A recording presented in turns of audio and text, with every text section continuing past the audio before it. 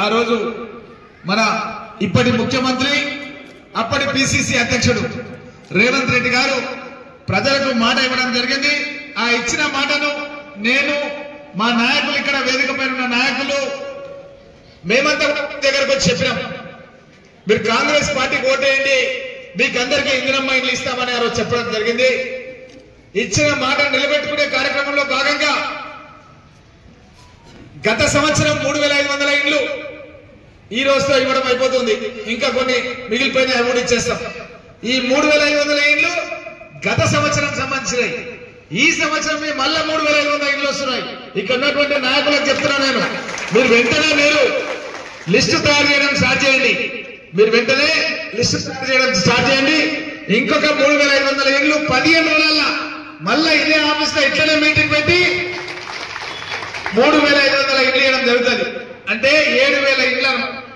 7000 ఇండ్లు ఇంటూ 5 లక్షల రూపాయలకు ఒక ఇల్లు అంటే 350 కోట్ల రూపాయల ఇండ్లు, 350 కోట్ల విలువైనటువంటి ఇండ్లని 15 రోజుల్లోనే పరిగి నియోజకవర్గంలో ఇవ్వడం అన్న విషయాన్ని మీకందరు కూడా తెలియజేస్తూ ఈ కార్యక్రమాన్ని లోపల మన market committee chairman Parashuram Reddy గారు, అదేవిధంగా మన కృష్ణ టౌన్ ప్రెసిడెంట్ లాల్ కృష్ణ, జిల్లా ఉపాధ్యక్షులు మన నస్కల్ అశోక్ గారు జిల్లా ఉపాధ్యక్షులు, అదేవిధంగా తౌర్య నాయక్ ఎస్టీసీఎల్ నాయకులు తెలియజేస్తూ, అదేవిధంగా రోటీ కపడా మకాన్ ఇందిరాగాంధీ గారి నినాదం, తినడానికి తిండి, ఉండడానికి ఇల్లు, కట్టుకోవడానికి బట్ట, పేదవాళ్ళ కనీస అవసరాన్ని గుర్తించినటువంటి ఇందిరమ్మ ఆ రోజు వెనకడికి మా నస్కల్ అశోక్ చెప్తుంటాడు,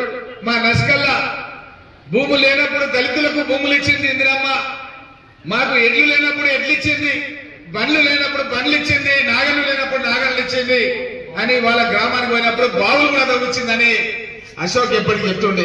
ఇది నస్కల్ అశోక్ వాళ్ళ ఊర్లో చెప్పడం కాదు, మనందరి గ్రామాల్లో కూడా వెనకటి ఇందిరమ్మ ఇచ్చినటువంటి భూములు, భూస్వాముల దగ్గర ఉన్నటువంటి భూములను పేదవాళ్లకు పంచిపెట్టింది ఇందిరమ్మ.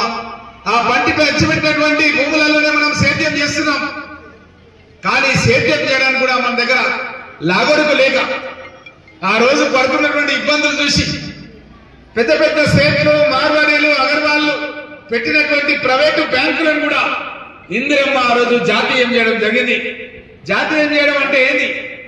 ఎట్లయితే భూస్వాముల దగ్గర భూములు తీసుకొని పేదవాళ్ళకు పంచిందో అదే విధంగా ఇందిరమ్మ పెద్ద పెద్ద బ్యాంకులను ప్రభుత్వ కార్యక్రమాన్ని మన ముఖ్యమంత్రి రేవంత్ రెడ్డి గారు ప్రారంభించారు. అదేవిధంగా గత ప్రభుత్వం రైతులకు 5,000 రూపాయలు ఏదైతే ఎకరానికి పెట్టుబడి సాయంగా ఇస్తుండేనో మనం 6,000 రూపాయల ఎకరానికి సాయంగా రైతు భరోసా పథకాన్ని తీసుకొచ్చినాం. దాంట్లో కూడా ఒక 5 ఎకరాల వరకు ఇవ్వడం జరిగింది. ఇంకా కూడా ఇవ్వాలని తప్పన ఉంది.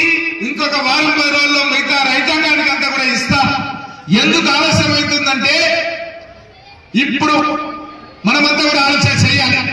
గత ప్రభుత్వంలో ఉన్నటువంటి కేసీఆర్ ఏం చేసిందంటే 8 లక్షల కోట్ల రూపాయల అప్పులు తీసుకొచ్చి లక్షల కోట్ల రూపాయల అవినీతికి పోయి నిన్ననే కాళేశ్వరం పైన విచారణ గోస్ కమిటీ దగ్గరికి విచారణకు పోయొచ్చాడు.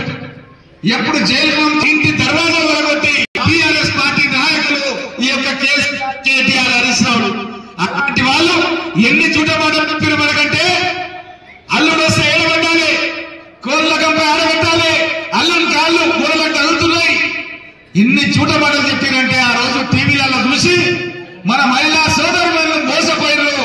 నిజంగానే ఇల్లు కనిపిస్తారేమో అని ఆశపడి 10 సంవత్సరాలు ముఖ్యమంత్రి పీఠం మీద కడితే ఒక్క ఊర్లో కూడా పరిగి మండలంలో 2 బెడ్రూమ్ల ఇల్లు కట్టలేదు.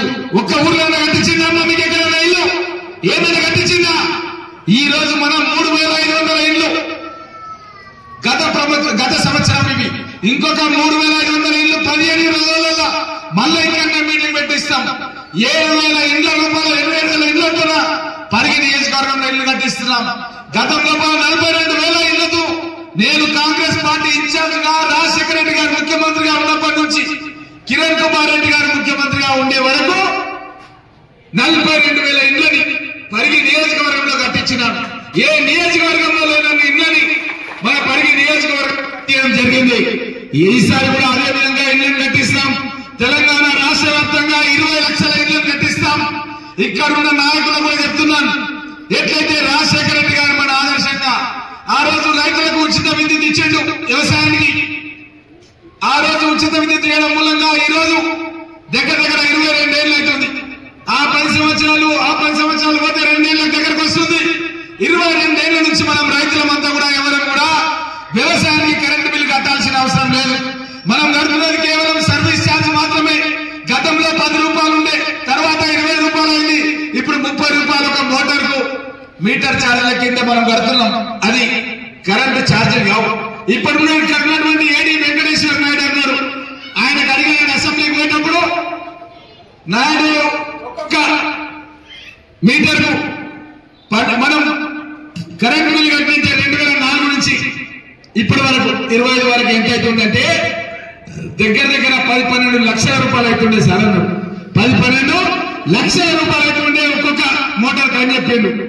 నేను గండేరు మండలంలో ఉంటే మా అధ్యక్షుడు అడిగిన జితేందర్ రెడ్డి అని, నీకు ఎన్ని మోటార్లు నాన్న అడిగిన, 4 ఉన్నాయని అన్నాడు. మరి 4 ఎంతమ్మా? 12 లక్షలు అంటే 48 లక్షలు. 48 లక్షల రూపాయలు కరెంట్ బిల్లు గతంలో 2004 రోజుల వరకు ఆయన కట్టాల్సిన అవసరం లేకుండా పోయింది. అట్లా మనమందరం కూడా లెక్క పెట్టుకోవాలి.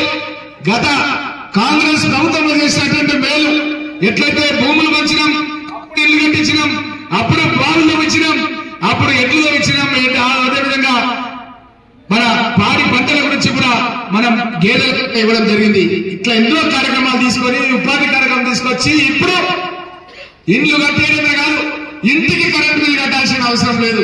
మీరెవరు కూడా ఇక్కడ పరిగిలో కానీ తెలంగాణ రాష్ట్రంలో కానీ తెల్ల రేషన్ కార్డు తీసుకొని సోనా మసూరి బియ్యం ₹1 కూడా లేకుండా ఒక మనిషికి 6 కిలోలు, నలుగురు ఉంటే 24 కిలోలు, ఎంతమంది ఉంటే అన్ని 6 కిలోలు, ₹1 కూడా లేకుండా పేద ప్రజలందరికీ తెల్ల రేషన్ కార్డులు ఎన్ని కావాలంటే అన్ని ఇచ్చి, ఇంకా కూడా కావాలంటే కూడా ఇందిరమ్మ కమిటీ సభ్యులు నాకు ఒక ఉత్తరం రాసి ఒక లెటర్ రాసిస్తే ఇంకా ఎన్ని రేషన్ కార్డు కావాలంటే అన్ని రేషన్ కార్డులు ఇప్పిస్తాం. ఒకప్పుడు ఊర్లలో భూస్వాములు మాత్రమే సోనా మసూరి బియ్యం తినేవాళ్ళు, భూస్వాములు మాత్రమే. పేదవాళ్ళు ఎవరు కూడా దొడ్డు బియ్యం తినేవాళ్ళు. కొన్ని రేషన్ దుకాణాల్లో పురుగుల బియ్యం కూడా వస్తుండే. అసలు తప్పని పరిస్థితుల లోపల పురుగులు ఉంటే తీసేసి కడుక్కొని ఆ రోజు మనం బియ్యం మనం తినే అన్నం తినే పరిస్థితి ఉంటుండే. అట్లాంటిది ఈ రోజు కోటీశ్వరుడు పేదవాడన్న తేడా లేకుండా అందరికి కూడా ఒకటి సన్న బియ్యం సోనా మసూరి బియ్యం ఇచ్చే పథకాన్ని కాంగ్రెస్ ప్రభుత్వం తీసుకొచ్చింది. ఇల్లు కట్టిస్తుంది, ఇళ్లకు కరెంటు బిల్లు కట్టాల్సిన అవసరం లేదు. గత ప్రభుత్వం లోపల ఒక 2 రోజులు కనుక ఆలస్యంగా కరెంటు బిల్లు కడతామంటే కూడా అప్పుడు లైన్ మెన్లు కానీ ఎలక్ట్రికల్ డిపార్ట్మెంట్లు కానీ వినేవాళ్ళు కాదు. కట్ కాదు, మళ్ళీ ఒక ₹200 సర్వీస్ కనెక్షన్ మళ్ళీ రీకనెక్షన్ చేయాలంటే అడిగేవాళ్ళు. అలాంటి పరిస్థితి నుంచి మన ఇంటి వైపు కండక్ట్ కూడా ఏ లైన్ మెన్